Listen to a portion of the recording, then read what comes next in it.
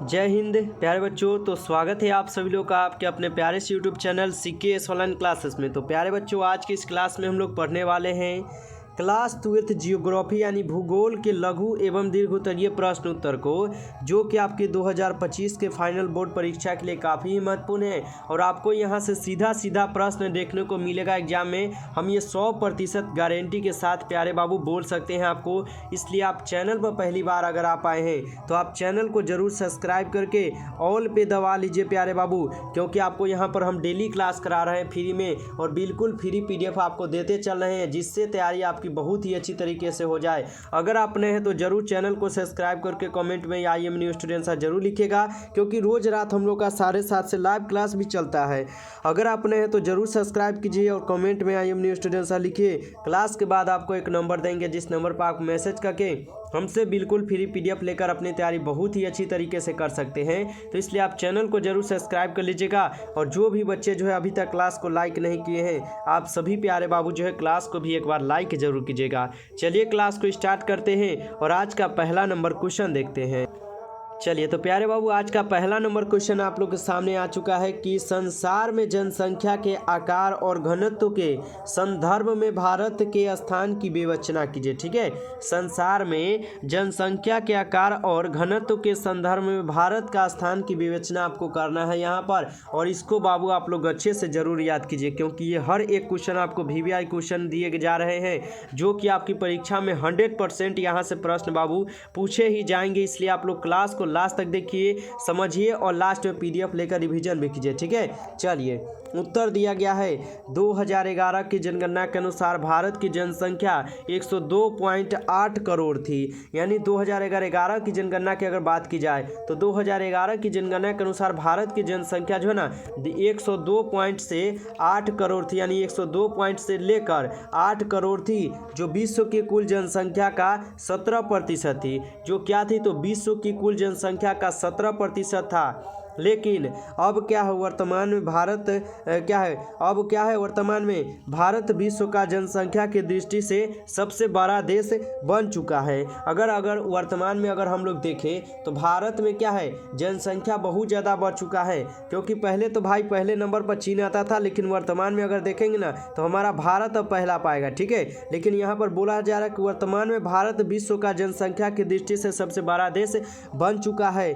भारत विश्व का क्षेत्रफल की दृष्टि से 7वां बड़ा देश है। यानी क्षेत्रफल की दृष्टि से अगर भारत को देखा जाए तो 7वां देश सबसे बड़ा है। ठीक है, जो विश्व के कुल क्षेत्रफल के 2.4% भाग में ना फैला हुआ है ये भारत का क्षेत्रफल। ठीक है, इसको आप लोग अच्छे से याद कर लीजिएगा, ताकि आप एग्जाम में जो है लिख पाएंगे। लिखिएगा तभी तो बाबू आप लोग को यहाँ पर अच्छा नंबर मिलेगा, और आप जो अच्छा नंबर ला पाइएगा अपने एग्जाम में। इसलिए लिखना जरूरी है और लिख कर याद करना भी साथ ही साथ जरूरी है। ठीक है, अगला क्वेश्चन 2 नंबर क्वेश्चन आपके सामने रहेगा, झूम मिल्या और लंदांग क्या है। ठीक है, झूम मिल्या और लंदांग क्या होता है, इसको समझिए। उत्तर है ये कि ये तीनों स्थानांतरित कृषि के नाम हैं। ये जो झूम मिल्या और लंदांग है ना, ये तीनों जो है ना स्थानांतरित कृषि के नाम है। ठीक है, स्थानांतरित कृषि को भारत के उत्तर पूर्वी राज्यों में झूम, मध्य अमेरिका एवं मैक्सिको में मिल्पा तथा मलेशिया एवं इंडोनेशिया में लंदांग कहा जाता है। ठीक है, तो इसको आप लोग अच्छे से याद कर लीजिएगा। झूम मिल्या क्या है, मिल्या और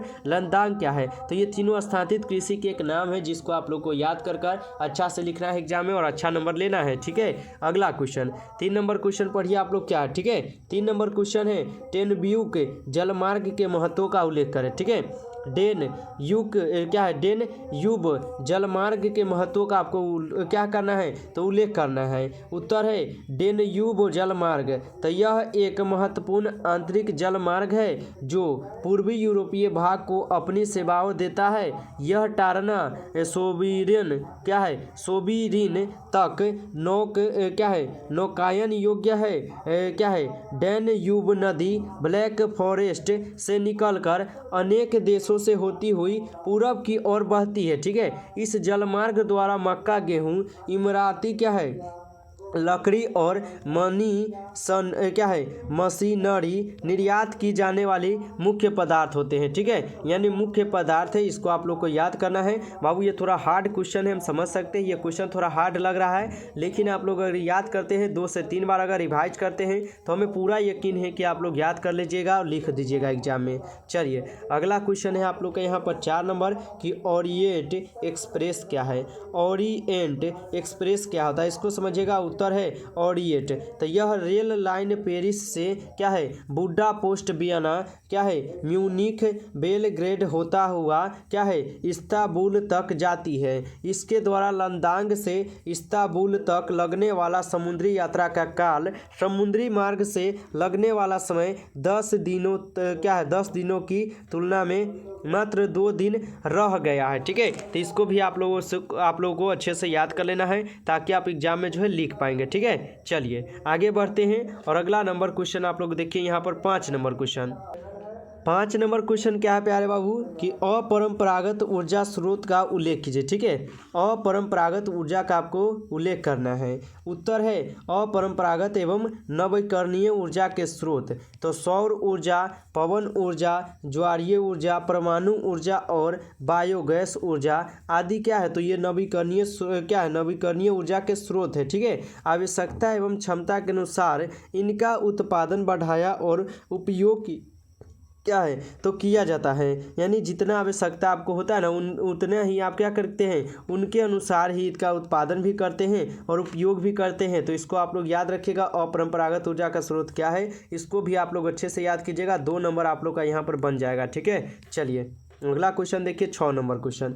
6 नंबर क्वेश्चन है भारत के 4 बड़े औद्योगिक प्रदेश का नाम लिखें। भारत के कितने, तो 4 बड़े औद्योगिक प्रदेश का आपको नाम लिखना है। चलिए हम बताते हैं कौन सा है। तो भारत के 4 बड़े औद्योगिक प्रदेश मुंबई क्या है, पहला हो जाएंगे मुंबई पुणे औद्योगिक प्रदेश, हुगली औद्योगिक प्रदेश, बेंगलुरु औद्योगिक प्रदेश, गुजरात औद्योगिक प्रदेश एवं विशाखापट्टनम। ठीक है, ये क्या है गट्टूर प्रदेश, मुंबई पुणे क्या है पुणे प्रदेश, हुगली प्रदेश, ये सब क्या है तो भारत के 4 बड़े औद्योगिक प्रदेश के नाम हैं, जिसको आप लिख कर जो है ना यहाँ से 2 नंबर आप प्राप्त कर सकते हैं एग्जाम में, इसलिए याद कर लीजिएगा। अगला क्वेश्चन है आप सब लोगों का।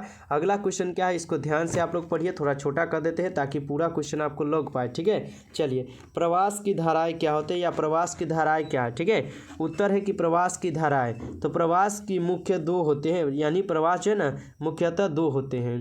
आंतरिक प्रवास देश के भीतर और अंतर्राष्ट्रीय प्रवास देश के बाहर। ठीक है, आंतरिक प्रवास होता है और क्या है आंतरिक प्रवास और अंतर्राष्ट्रीय प्रवास। ठीक है, जिसमें से अगर आंतरिक प्रवास की बात किया जाए तो ये आंतरिक प्रवास में देश के भीतर ही होते हैं जो भी काम हो, और अंतर्राष्ट्रीय प्रवास में होते हैं देश के बाहर तथा दूसरे देश के अंदर। ठीक है, आंतरिक प्रवास में 4 धाराओं की पहचान की गई है। आंतरिक प्रवास में जो है ना 4 प्रवास की धाराओं का ना यहाँ पे पहचान की गई है, जिसमें पहला आता है ग्रामीण से ग्रामीण। ठीक है, दूसरा आ जाता है नगरीय से नगरीय, तीसरा आता है ग्रामीण से नगरीय और चौथा आ जाता है नगरीय से ग्रामीण। ये क्या है तो आपके अंतर्राष्ट्रीय प्रवास के ना 4 धाराओं के पहचान की गई नाम है, जिसको आप लोग याद रखिएगा और अच्छा से लिख पाइएगा। ठीक है, अगला क्वेश्चन पढ़िए आप लोग यहाँ पर 8 नंबर क्वेश्चन है। 8 नंबर क्वेश्चन है प्रवास के सामाजिक जननांकिकीय परिणाम का उल्लेख करें। प्रवास के सामाजिक जननांकिकीय परिमाण का आपको उल्लेख करना है। उत्तर है कि सामाजिक परिणाम। तो प्रवास में क्या, प्रवास में समाज में अलग अलग संस्कृतियों का अंतिमिश्रण होता है। प्रवासी समाज में परिवर्तन ला देता है। नया प्रौद्योगिकी, परिवार नियोजन, शिक्षा, विचार आदि का विस्तार क्या है विसारण शहर से ग्रामीण, गांव की ओर प्रवासी द्वारा ही होता है। ठीक है, और वहीं पे है जननांकिकीय परिणाम। तो प्रवास के कारण देश के अंदर जनसंख्या का पुनः वितरण होता है, इससे नगरीय क्षेत्र की जनसंख्या बढ़ जाती है। ठीक है, तो याद रखिएगा क्या है प्रवास के सामाजिक जननांकिकीय परिणाम का उल्लेख करें, जिसको आप लोग इतना लिखकर जो है अच्छा नंबर ले सकते हैं एग्जाम में। ठीक है, चलिए आगे बढ़ते हैं और अगला क्वेश्चन आप लोग पढ़िए 9 नंबर। चलिए 9 नंबर क्वेश्चन क्या कह रहा है, और बाबू ये 100% हम बोल सकते हैं, 100% बोल सकते हैं ये कि ये प्रश्न आपके एग्जाम में पूछ दिए जाएंगे, आप इसको अच्छे से जरूर याद कर लीजिएगा। ठीक है, सुएज नहर के बारे में आपको लिखना है, क्योंकि ये प्रश्न आपके एग्जाम में बारों बार पूछा गया, हमेशा पूछा जाता है कि सुएज नहर के बारे में लिखे।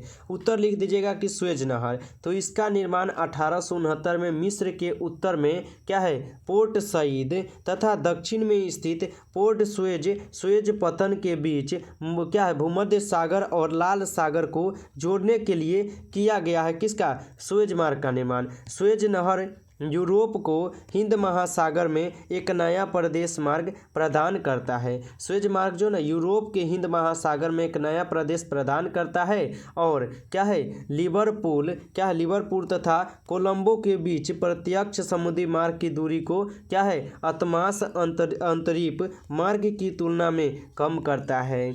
सुएज नहर जल बंधकों से रहित समुद्र सतह के बराबर है, जो यह लगभग 160 किलोमीटर लंबी और 11 से 15 मीटर गहरी है। सुएज मार्ग, ठीक है, यानी सुएज मार्ग जो है ना लगभग 160 किलोमीटर लंबी है और 11 से 15 मीटर क्या है तो यह गहरा भी है, जिसको आप लोग याद करके अच्छा से आप लोग नंबर जो है एग्जाम में आप लोग ले सकते हैं। ठीक है, तो अगर मेहनत करते हैं तभी बाबू आपको अच्छा नंबर आ पाएगा। अगर मेहनत से अगर आप पीछे भागते हैं तो समझ लीजिए कि आपका एग्जाम जो है कुछ गड़बड़ा जाएगा एग्जाम में, इसलिए मेहनत करना सीखिए। सिर्फ 2 महीना ही रह गया है एग्जाम का, और इसी 2 महीना में अगर आप मेहनत कर देते हैं तो सालों यानी 1 साल की पढ़ाई आपका सिर्फ 2 महीना में रंग दिखा देगा। इसलिए आप 2 महीना अगर जम के मेहनत नहीं करते हैं तो आप लोग बहुत पछताइएगा। ठीक है, चलिए अगला क्वेश्चन है अपकर्ष तथा प्रतिकर्ष कारक का क्या है। ठीक है, अपकर्ष तथा प्रतिकर्ष कारक क्या होता है। ठीक है, इसको समझिएगा। उत्तर है अपकर्ष कारक।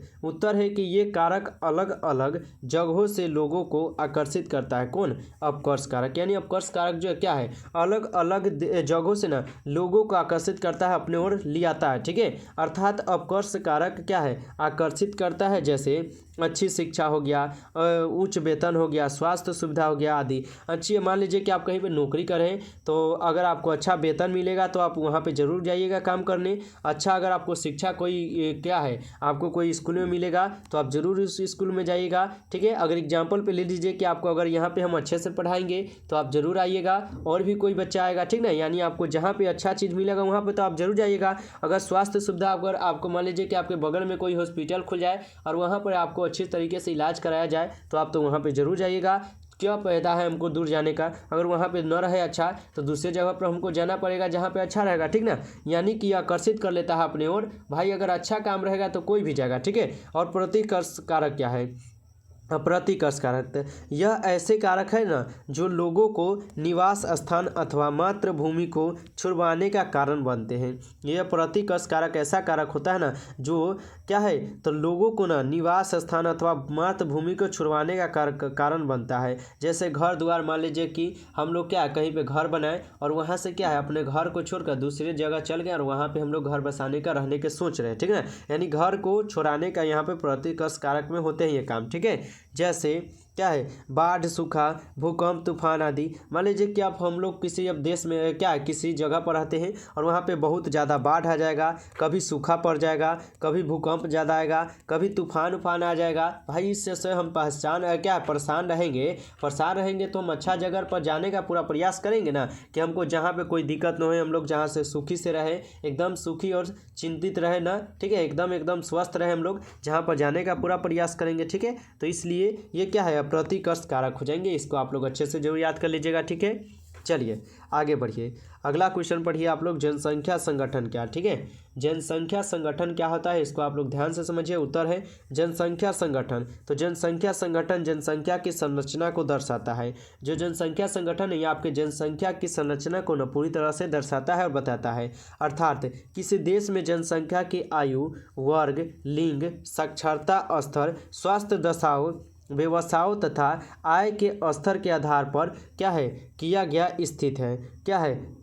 स्थित है। इस प्रकार लिंग अनुपात, आय संरचना, व्यवसाय या आर्थिक क्रिया, ग्रामीण नगरीय अनुपात क्या है शिक्षा का स्तर, राष्ट्रीयता, जाति, भाषा, धर्म आदि जनसंख्या संगठन ही कहलाते हैं। ठीक है, यानी जनसंख्या संगठन क्या है तो इतना अगर आप लोग याद रखते हैं तो आप लोग बनाकर जो है यहाँ से आप लोग 5 भी नंबर कंप्लीट कर सकते हैं। ठीक है, इसलिए आप लोग इसको अच्छे से जरूर याद कीजिए और रट जाइए। अगला क्वेश्चन है आप लोग का यहाँ पर 12 नंबर। 12 नंबर क्वेश्चन आपके सामने है कि प्राथमिक एवं द्वितीयक गतिविधियों में क्या अंतर है। ठीक है, प्राथमिक एवं द्वितीयक गतिविधि में अंतर क्या होता है, इसको समझिए।